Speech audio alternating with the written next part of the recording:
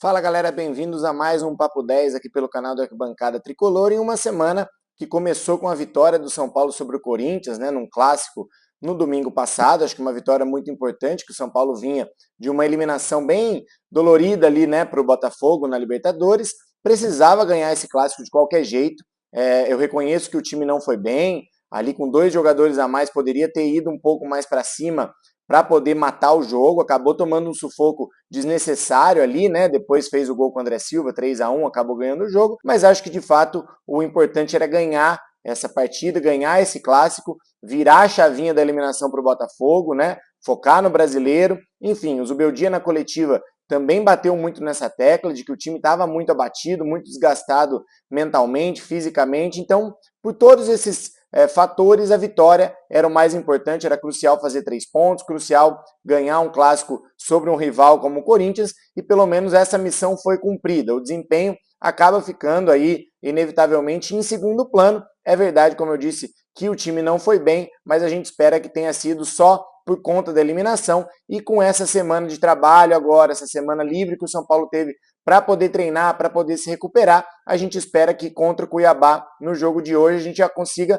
ter um desempenho um pouco melhor e mais uma vez sair com a vitória. O Campeonato Brasileiro acabou virando a única competição que o São Paulo está disputando, e por isso todas as forças têm que estar, todos os esforços têm que estar voltados para essa competição, para que o São Paulo se classifique com uma vaga direta para a Libertadores do ano que vem. Bom, se durante a semana então não teve nenhum jogo, dentro de campo a gente não tem muita notícia para repercutir, fora de campo a coisa é um pouco diferente. O São Paulo anunciou nessa semana a aprovação do fundo de investimentos, o FIDIC, que foi criado para que o São Paulo consiga começar um processo efetivo de reconstrução financeira. O Casares tem falado que o primeiro mandato dele foi voltado mais para dentro de campo, para conquistas, para valorização da marca. O São Paulo, de fato, conquistou a Copa do Brasil, um título inédito no ano passado, e que o segundo mandato seria, então, para que o clube conseguisse fazer uma reconstrução financeira e para que os olhares se voltassem um pouco para os investimentos lá em Cotia. Eu acho que isso, sem dúvida,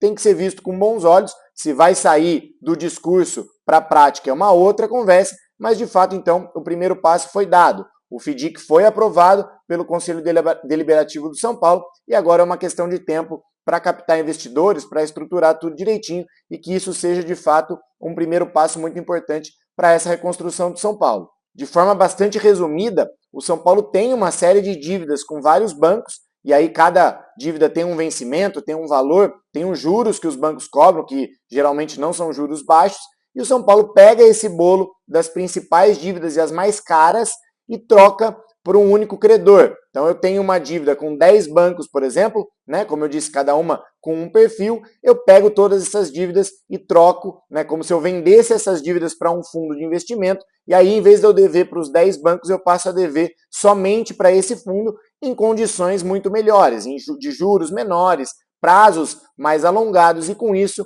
teoricamente, eu ganho um fôlego um pouco maior para pagar essas dívidas mensais, com juros um pouco mais baixos, com vencimentos lá na frente, e aí possibilitaria que o São Paulo tivesse no mensal ali um fluxo de caixa um pouquinho melhor. Então, assim, resumidamente, foi isso que o São Paulo fez e tende a dar um fôlego na questão financeira. Então, essas principais dívidas que eram devidas para o banco, para vocês terem uma ideia, o São Paulo, no ano passado, gastou mais com juros bancários do que a somatória dos investimentos que fez em Cotia, mais as contratações do elenco principal. Então, só por aí dá para ter uma ideia do tanto que esses juros acabam mordendo ali da fatia de receitas do São Paulo.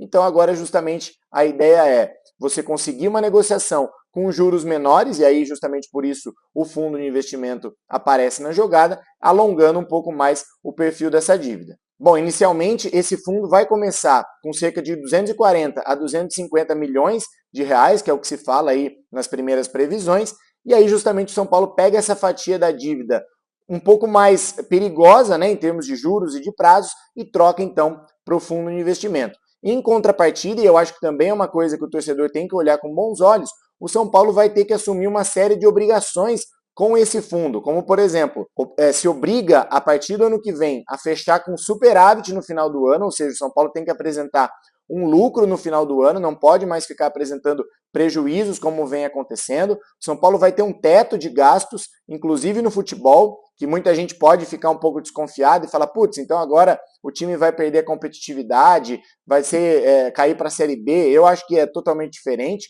Isso vai forçar o São Paulo, na verdade, a ter mais eficiência nos investimentos, então não vai poder ficar contratando qualquer jogador, pagando caro, Rames Rodrigues, Daniel Alves, Alexandre, jogadores assim, para ganharem mais de R$1 milhão, vai ter que pegar aquele orçamento, que se fala em 350 milhões no ano, e vai ter que usar de uma forma mais inteligente, de uma forma mais certeira, né? Então, se isso for feito, eu não vejo problema, São Paulo vai continuar tendo um investimento relativamente alto no futebol no ano, mais do que grande parte dos times de Série A. Óbvio que não vai dar para competir diretamente com as SAFs, esses times que estão com muito dinheiro, mas acho que não dá para, assim, simplesmente achar que o São Paulo vai cair de divisão por isso.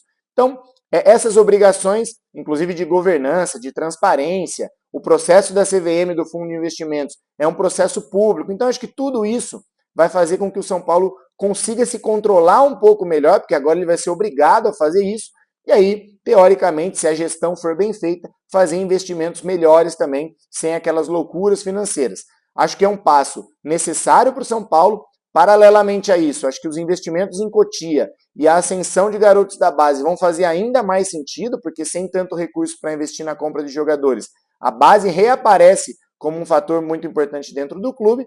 Então, nesse contexto todo, se tudo caminhar bem e o São Paulo conseguir colocar em prática o fundo, conseguir implementar todas essas obrigações e passar uma credibilidade para o mercado, acho que isso tende aos poucos aí girando um pouco melhor, e o São Paulo, em alguns anos, pode, enfim, respirar e ser um clube saudável financeiramente, algo que claramente nos últimos 10, 15 anos aí foi só acontecendo uma decadência, né? E se isso não fosse feito agora, provavelmente a gente poderia até ver um time competitivo daqui 2, 3 anos, mas em algum momento essa conta chegaria e o São Paulo aí sim poderia ter um problema muito maior do que vai ter agora com esse início, como eu disse, de reconstrução financeira. Bom, vamos torcer então para que tudo isso dê certo. Como eu disse, essa é a notícia boa, entre aspas, né? Pelo menos na teoria.